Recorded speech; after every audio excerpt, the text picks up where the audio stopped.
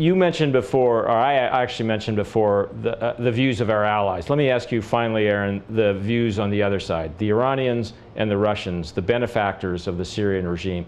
How do you think they're viewing what's going on in Washington right now, and what conclusions do you think they're going to draw ultimately from this exercise?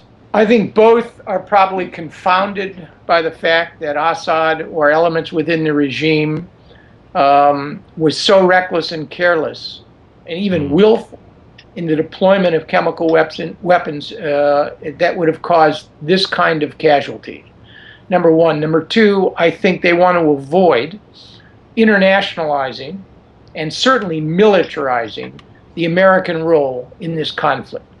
They were both more or less holding their own with respect to supporting Assad. And finally, Jerry, I do not believe either of them intend to sacrifice their own security or much currency, frankly, to save this guy in the face of a determined American military strike. So I think Assad is as vulnerable now, it seems to me, both morally and tactically, as he's been probably at any point in the last two years. That is an argument that those who want a much more robust set of military strikes will argue. Take advantage of this moment and really begin to tip the battlefield balance. The only problem with that is once the glass ceiling for military action is broken, the pressure and the expectations to do more will rise, and we could find ourselves,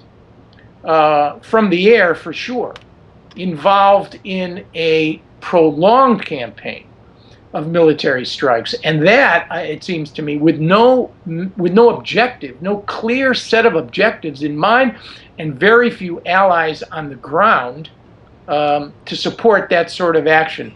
And that, while not bringing us to boots on the ground, raises the very real analogy from Iraq and Afghanistan. And that is, what is the purpose of the use of American military power? How does it lead to the end state? Number one, ending the Civil War. Number two, and not leading to the point where the United States gets stuck with the check for Syria.